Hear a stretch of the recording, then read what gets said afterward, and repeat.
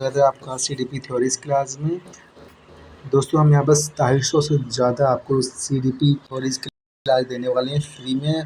PDF आपको जो Telegram पर दी जाती है। आज हमारी क्लास 21 है, सुबह ही हमने क्लास 20 पढ़ी थी। तो आज हमारा टॉपिक है मनोसमझ विकास का सिद्धांत, जो दिया था एरिक एरिक्सन ने। अगर आप हमारे चैनल पर नए हैं तो सब्सक्राइब जरूर करें। एरिक्सन जो है नव फ्राडवादी मनोवैज्ञानिक माने जाते हैं। क्यों माने जाते हैं? क्योंकि उन्होंने फ्राड के सिद्धांत है ना, मनोलैंगिक विकास का सिद्धांत, उसका काफ़ी समर्थन किया था। लेकिन फ्राड की तरह एरिक्सन ने कामुकता को महत्वपूर्ण नहीं माना।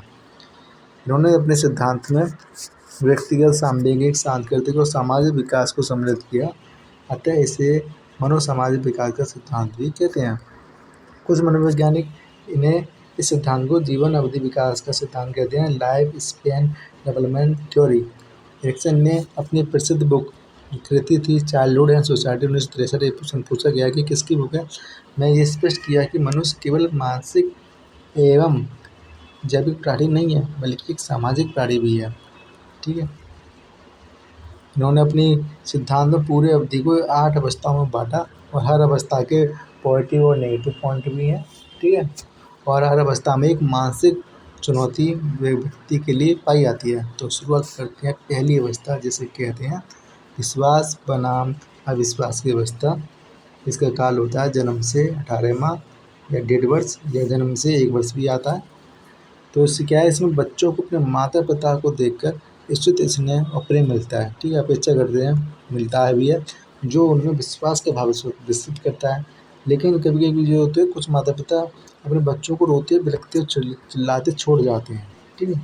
या फिर बच्चे कुछ मांग कर रहे हैं कि किसी चीज़ की ज़रूरत है, तो माता पिता अपने बच्चों की बातों को नहीं अनदेखा कर देते हैं, जिससे वो बच्चे के अंदर अविश्वास की भावना विकसित हो जाती है। अगर आप बच्चे की बातें सुनते हैं, उसको स्नेह देते हैं, प्रेम देते हैं, तो बच्चे के अंदर विश्वास की भावना विकसित होती है। ठीक। फिर आपका आता है स्वतंत्रता बनाम लज्जाशीलता, या फिर शक, लज्जाशीलता तथा शक, आत्मनिर्भरता बनाम इच्छा। एरिक्सन की काफ़ी कठिन अवस्थाओं के नाम होते हैं।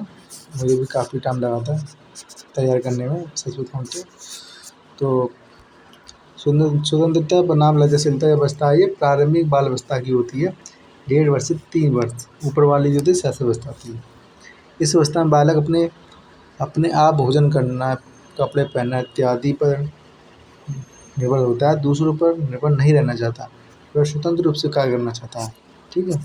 दूसरी तरफ बहुत सख्त जो माता पिता होते हैं, बच्चों को सामान्य कार्य करने पर भी डांटते हैं, उनकी क्षमता पर शक करते हैं, जिसके कारण बच्चे अपने अंदर लज्जा अनुभव करने लगते हैं।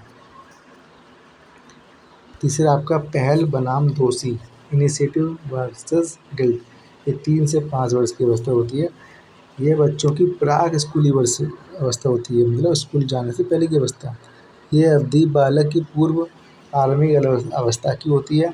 माता पिता बच्चों को ज़िंदगी के सभी क्षेत्रों में नए नए खोज करने की प्रेरणा देते हैं, तो इसे पहल की संज्ञा देते हैं। जो माता पिता पहल करने पर बच्चे की आलोचना करते हैं, उन्हें दंड देते हैं, तो बच्चों में दोष भाव उत्पन्न हो जाता है। ठीक। अब आपकी ये चौथी अवस्था परिश्रम बनाम हीनता। ठीक है। जैसे इंडस्ट्री वर्सेस इनफीरियोरिटी, 6 से 12 वर्ष तक की अवस्था होती है। इस अवस्था को उत्तर बाल अवस्था भी कहा जाता है, जब बच्चों को पहले से उत्पन्न अनुभूतियाँ मिलती हैं, तो वे अपनी ऊर्जा को नए ज्ञान अर्जित करने में लगाते हैं। इसे परिश्रम की संज्ञा भी देते हैं।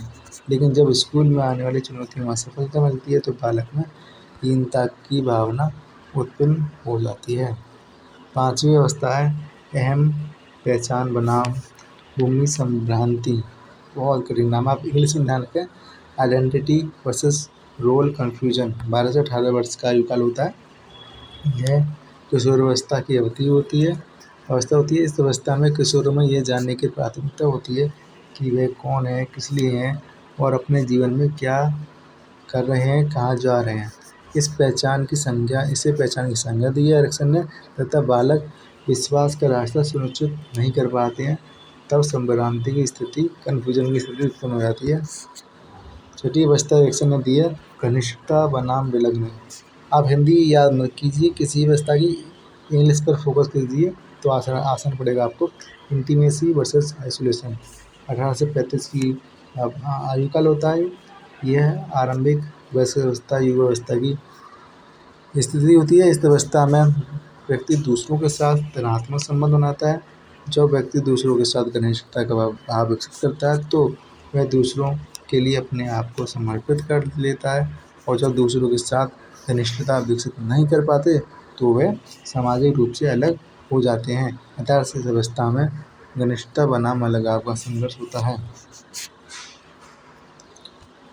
सातवां है सृजनात्मकता, जिसे हम जननात्मकता भी कहते हैं, बनाम स्थिरता। आप इंग्लिश में ध्यान रखिए, जनरेटिविस्ट वर्सेस स्टैग्नेशन। 35 से 65 वर्ष की आयु होती है। ये अवस्था मध्य वयस्क अवस्था भी कहलाती है। इस अवस्था में व्यक्ति पहली पीढ़ी के लोगों के कल्याण तथा उस समाज के लिए सृजनात्मकता में उत्पादकता सम्मिलित करता है। लेकिन जब व्यक्ति की सृजनात्मक चिंता उत्पन्न नहीं होती तो उसमें स्थिरता उत्पन्न हो जाती है। आठवीं अवस्था है अहम संपूर्णता बनाम निराश। आप इंग्लिश में ध्यान रखिए, बार बार कह रहा हूँ। Ego integrity versus despair. 65 वर्ष के बाद की अवस्था होती है। इस अवस्था में 65 वर्ष के बाद से प्रारंभ होकर मृत्यु तो चलती है। ये अवस्था से बुढ़ापा की अवस्था कहते हैं। इस अवस्था में व्यक्ति अपने पहले के निर्णय को याद करता है। उसने सभी अवस्थाओं की जिम्मेदारी धनात्मक रूप से की या नहीं। अगर परिणाम धनात्मक होता है तो संपूर्णता का भाव विकसित होता है, अगर परिणाम ऋणात्मक होता है तो निराशा का भाव विकसित होता है।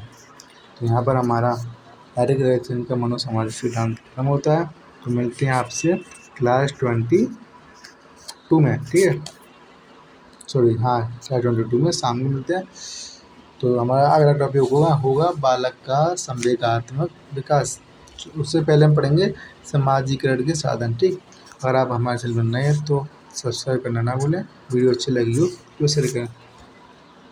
आपको लग रहा होगा कि मैं बहुत जल्दी पढ़ा रहा हूँ, भाई आपके पास टाइम ही नहीं है ना, हमारे पास टाइम है, प्लीज़ आपके पास टाइम नहीं है, ग्रेड का एग्ज़ाम होने वाला है।